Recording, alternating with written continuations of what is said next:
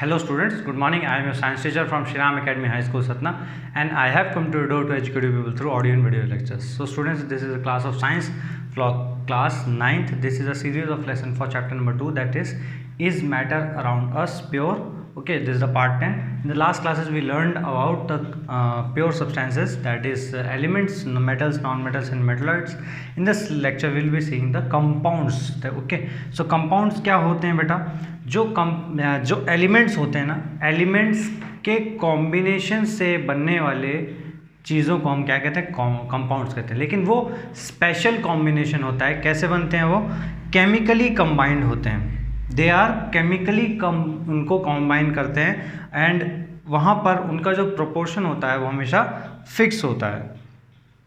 तो इसकी डेफिनेशन क्या होगी कंपाउंड्स की? अगर आपसे पूछा जाए डिफाइन कंपाउंड्स, तो a compound is a substance composed of 2 और मोर एलिमेंट्स, 2 या 2 से ज़्यादा एलिमेंट्स से कंपोज होकर के बनता है, chemically combined with one another. They एक दूसरे से केमिकली कंबाइंड होते हैं इन अ फिक्स्ड प्रोपोर्शन, एक फिक्स प्रोपोर्शन में।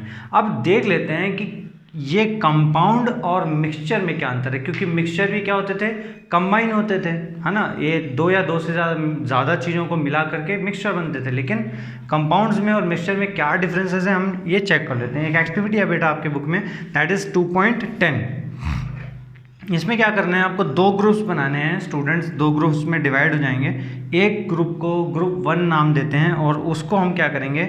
आयरन फाइलिंग्स और सल्फर का क्या करेंगे? देंगे और उनको क्या करना है? उन्हें मिक्स करके रख लेना है। They just have to mix them, okay.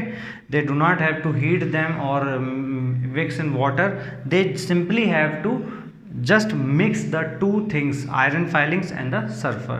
Okay, the group 2 will be given iron filings and the sulfur, but the group 2 has to heat this particular mixture and till it is red hot, जब तक ये गर्म ना हो जाए, बिल्कुल लाल गर्म red colour का ना दिखने लगे, तब तक इसे हीट करना है और फिर उसे हटा करके ठंडा करने की कोशिश करना है, ठंडा होने के लिए छोड़ देना है। ठीक है, ये दोनों ग्रुप्स को अलग अलग एक्टिविटी परफॉर्म करनी है। अब ग्रुप 1 को क्या करना है? पहला काम मैग्नेटिज्म चेक करना है इस मिक्सचर का। इसके ऊपर से मैग्नेट ऐसे आपको घुमाना है। अगर इसमें से कुछ सब्सटेंसेस अगर अट्रैक्ट होते हैं मैग्नेट की तरफ, तो वो क्या कहलाएगा? मैग्नेटिज्म प्रॉपर्टी शो कर रहा है। तो आपको पता है आयरन क्या करता है? मैग्नेट की तरफ अट्रैक्ट होता है। तो मिक्सचर में क्या हो रहा है?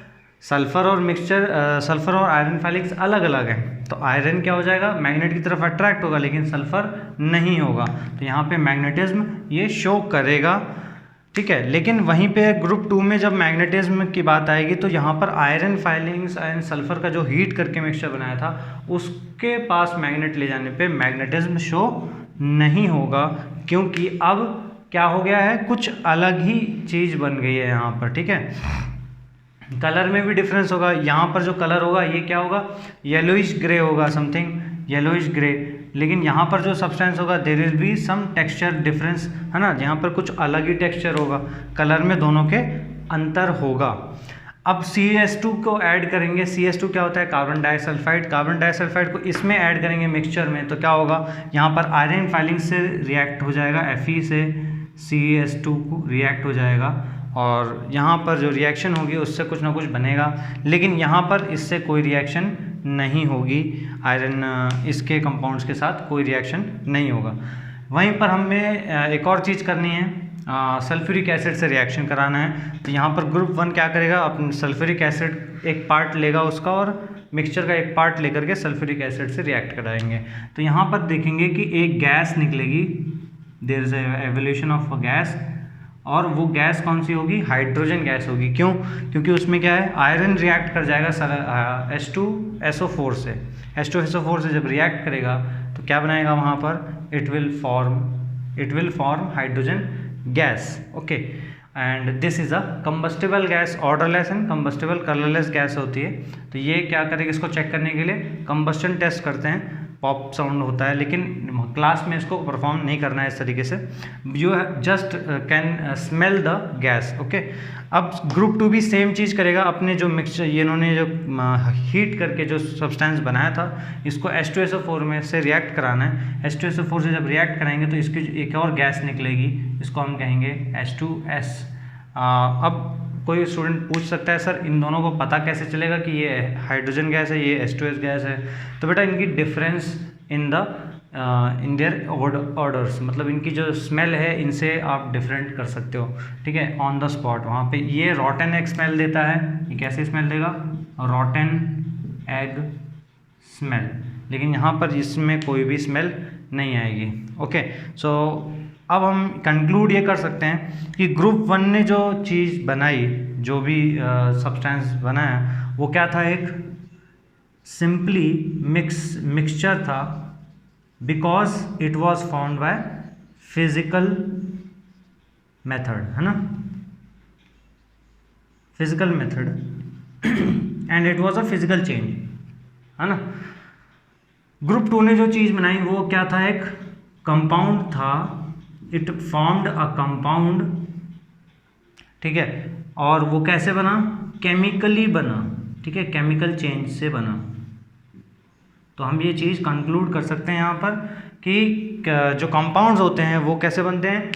केमिकल चेंज से बनते हैं, और जो मिक्सचर्स होते हैं वो बनते हैं फिजिकल चेंजेस से या फिजिकल मेथड से। तो यहाँ पर मिक्सचर्स एंड कंपाउंड्स के बीच में डिफरेंसेस हैं। तो substances just mix with each other, no new substances form. यहाँ पर कोई भी नई चीज़ नहीं बनती है मिक्सचर में।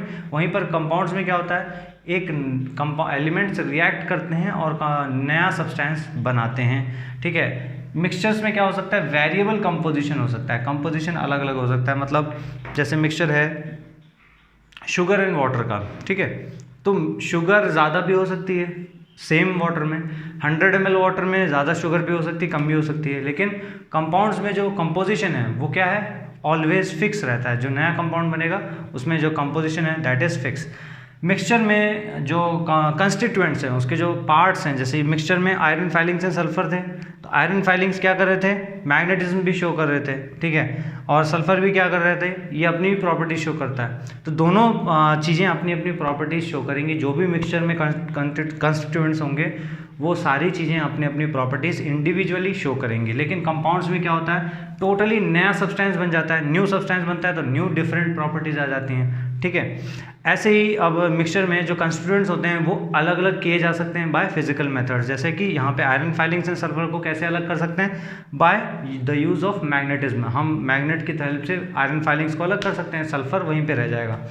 तो ये फिजिकल मेथड से अलग हो सकते हैं। लेकिन कंपाउंड्स को अलग करने के लिए क्या करना पड़ेगा? You have to use chemical reactions और इलेक्ट्रोकेमिकल रिएक्शंस, इलेक्ट्रोकेमिकल रिएक्शंस या केमिकल रिएक्शंस का इस्तेमाल करना पड़ेगा। Okay, so in this way these are two different things. Compounds यही होते हैं। कंपाउंड्स के कुछ एग्जाम्पल दे देते हैं आपको, जैसे NaCl, sodium chloride. Sodium and chlorine से मिलकर के बनता है। सोडियम एक अलग एलिमेंट है, क्लोरीन एक अलग एलिमेंट है, दोनों को कंबाइन रिएक्शन कराएंगे तो क्या बनेगा? सोडियम क्लोराइड बनेगा, ठीक है। Carbon dioxide is compound, carbon and oxygen से मिलकर बनता है, ठीक है। Ammonia is compound, NH3। तो इस तरीके से ये सारे कंपाउंड्स हैं आपके। अब पूरे चैप्टर का समरी हम बताते हैं यहाँ पे, जो लास्ट में आपको दिखा रखा है मैंने, कि मैटर हमने पढ़ा। मैटर बेटा दो टाइप के, प्योर एंड मिक्सचर, ठीक है। मिक्सचर में हमने पढ़ा होमोजेनियस एंड हेट्रोजीनियस। फिर हमने देखा कि सॉल्यूशन भी होते हैं, सस्पेंशन भी होते हैं, कोलाइड्स भी होते हैं। तो सॉल्यूशन किस प्रकार के होते हैं? होमोजेनियस होते हैं। Suspension and colloids are heterogeneous ones, ठीक है। एंड सिमिलरली प्योर सब्सटेंसेस भी दो टाइप के होते हैं, एलिमेंट्स एंड कंपाउंड्स। लेकिन एलिमेंट्स क्या होते हैं? एलिमेंट्स के 3 टाइप होते हैं, metals, non metals and metalloids. लेकिन कंपाउंड्स के कोई टाइप्स नहीं होते हैं। कंपाउंड्स के टाइप्स हम बाद में पढ़ेंगे, लेकिन यहाँ पर इसको डिस्कस करना ज़रूरी नहीं है। So this is all about this chapter. हमारा ये चैप्टर कंप्लीट हो चुका है। अब इसके बाद हम एक्सरसाइजेस की बात करेंगे। So thank you so much.